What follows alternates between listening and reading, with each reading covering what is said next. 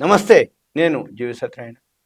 ఈ వీడియోలో అమెరికాకి ఓ1 వీసాలున్నాయి.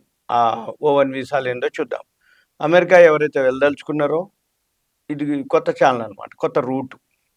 ఎప్పుడైతే అమెరికా అధ్యక్షుడు డొనాల్డ్ ట్రంప్ ఎన్నికైండో అప్పటినుంచి ప్రతి దేశం మీద ఈ సుంకాలు, టారిఫ్‌లు, ఈ వీసాలు అవన్నీ కూడా అప్పటినుంచి చర్చల్లోకి రావటం జరిగింది. అయితే ఇప్పుడు ఈ వీసాలేంటిదో చూద్దాం. ఎవరైతే యూఎస్ఏ వెళ్దామని అనుకుంటారో ఈ వీసాల్లో కొంచెం కఠినతరం చేయటం జరిగింది. అయితే ఈ మధ్య కాలంలో ఈ సవాళ్ళు ఎన్నున్నా కానీ ఒక్క వీసా మాత్రం అదే ఓ1 వీసా. అది బాగా ఈ మధ్య కాలంలో పాపులర్ అయింది. అది ఎందుకయిందో చూద్దాం. ఎవరైతే అమెరికా వెళ్ళాలనుకుంటారో ప్రొఫెషనల్స్, వృత్తి నిపుణులు, వాళ్ళకి ఇది బాగా ఉపయోగపడేటటువంటి ఓ1 వీసా. ఇది H1Bకి ప్రత్యామ్నాయంగా మారినటువంటి వీసా ఓ1 అనమాట. దీనికోసం భారతీయులందరూ కూడా ఎక్కువ శాతం ప్రయత్నిస్తున్నారు. అసలు ఈ వీసా ఏంటిది, ఎవరికి ఉపయోగం, ఎంత ఛార్జ్ చేస్తారో చూద్దాం. ఏదైతే యుఎస్ ఇమ్మిగ్రేషన్ యాక్ట్ ప్రకారం 1990 ఈ ఓ1 వీసాను ప్రవేశపెట్టడం జరిగింది. సైన్సు, టెక్నాలజీ, విద్య, వ్యాపారం, అథ్లెటిక్స్ ఓ1A, ఆర్ట్స్ అండ్ ఫిల్మ్ ఓ1B, అసాధారణ ప్రతిభ, నైపుణ్యాలు కలిగిన వారికి అద్భుత విజయాలు సాధించడానికి ఈ వీసాలు మంజూరు చేస్తున్నారు. ఎవరికో మళ్ళొకసారి చెప్తున్నా. సైన్స్, టెక్నాలజీ, విద్య, వ్యాపారం, athletics, arts and film, athletics వరకు ఓ1A, ఆర్ట్స్ అండ్ ఫిల్మ్కి ఓ1B, అసాధారణ ప్రతిభ, నైపుణ్యాలు కలిగి ఉన్నటువంటి ఎవరైతే అద్భుత విజయాలు సాధించిన వాళ్ళకి ఈ వీసాలు మంజూరు చేస్తారు. ఈ వీసా కోసం ఎవరైతే దరఖాస్తు చేసుకుంటారో వాళ్ళకి నిర్ణయించినటువంటి 8 కఠిన ప్రమాణాలు అనమాట. అంటే రూల్స్, రెగ్యులేషన్స్ మాది కనీసం 3 వాళ్ళకి కలిగి ఉండాలి వాటి 8లో. అయితే వాళ్ళు అవార్డు విన్నర్లు అయి ఉండాలి, లేదు స్కాలరీ పబ్లికేషన్లు, స్కాలర్షిప్ తీసుకునేవాళ్ళు, లేదు ప్రతిష్టాత్మక సంస్థల్లో సభ్యత్వం కలిగి ఉండటం, మీడియా కవరేజ్ వంటివి ప్రమాణంగా ఉన్నాయి. ఇవి 3 ఉండాలి. తర్వాత ఈ వీసాకి ఏదైతే ఓ1 వీసా ఉందో ప్రయోజనాలు ఏంటో చూద్దాం. ముఖ్యంగా లాటరీ విధానం కానీ, పరిమితులు కానీ లేవు దీనికి. వీసా రాదన్న భయము లేదు. ఏటా దరఖాస్తుల్లో 93% మందికి వీసాలు మంజూరు చేస్తారు.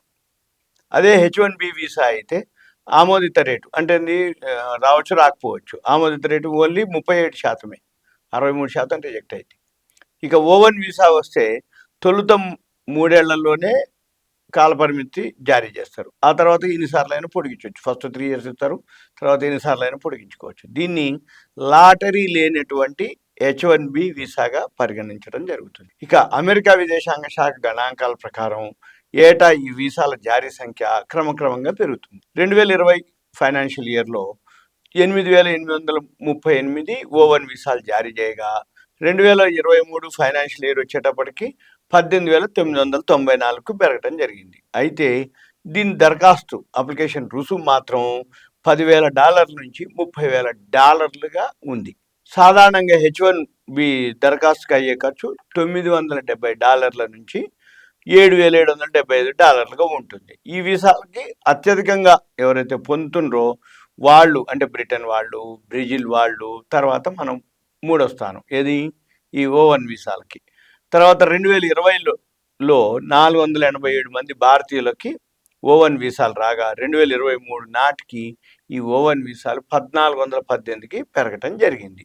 అయితే ఈ ప్రస్తుతం ఏదైతే H1B వీసాలు ఉన్నాయో అవి కష్టతరమవుతున్న సమయంలో ఈ భారత్ మన సైబర్ నిపుణులు కానీ, ఏఐ రీసెర్చర్లు, అథ్లెట్లు, డిజిటల్ కంటెంట్ క్రియేటర్లు ఈ ఓ1 వీసాకు అమెరికా వెళ్ళేందుకు రెడీ అయిపోతున్నారు. అంటే ఇది ఈజీ అనమాట. ఇక తర్వాత అటు గూగుల్ కానీ, టెస్లా కానీ, ఓపెన్ ఏఐ కానీ వాళ్ళందరూ కూడా ఈ ఓ1 వీసా రూట్లోనే నియామకాలు కూడా చేపట్టేందుకు వాళ్ళు ఆసక్తి చూపిస్తున్నారు. తర్వాత హార్వర్డ్, కొలంబియా వంటి విశ్వవిద్యాలయాల్లో ఫ్యాకల్టీ, రీసెర్చర్ల కోసం ఓ1 వీసాతో నైపుణ్యం కలిగి ఉన్న వాళ్ళని నియమించుకోవడం కూడా జరుగుతుంది. లాటరీ సమస్య లేకపోవటం, వీసా జారీ లేదు, అంటే పైసలు ఎక్కువ, కాకపోతే రేట్ ఎక్కువ కాబట్టి ఉన్నా కానీ ఈ భారత వృత్తి నిపుణులు ఎవరైతే ఉన్నారో ఎక్కువ శాతం అక్కడ ఇంకా ఎక్కువ వస్తుందనే ఉద్దేశంతో ఈ వీసాని ఆశ్రయించడం జరుగుతుంది. ఇది సింపుల్గా ఇప్పుడు అమెరికా వెళ్ళడానికి ఇది కొత్త రూట్ అనమాట, O1 వీసా. ఇదంతా ఇన్ఫర్మేషన్ మాత్రమే. ఓకే, థ్యాంక్ యూ, సెలవు.